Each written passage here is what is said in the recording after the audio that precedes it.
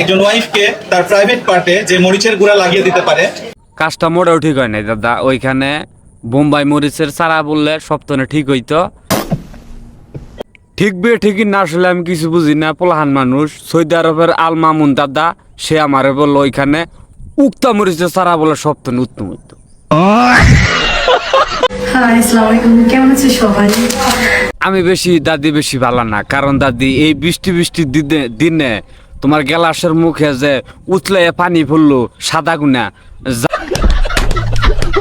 যাই হোক, তুমি যে আমার একটা বারো ডাক খোঁজ খবর নিলা না।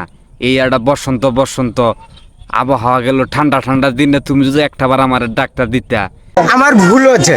তাই কি উতলে কি সাদা পানি পরে দেখছি কি অবস্থা হয়েছে। তুমি আবার আমার ডাইরেক্ট কল দিতা, আমি ডাইরেক্ট ওই করতাম যে এই গেতাম যে বাড়তে।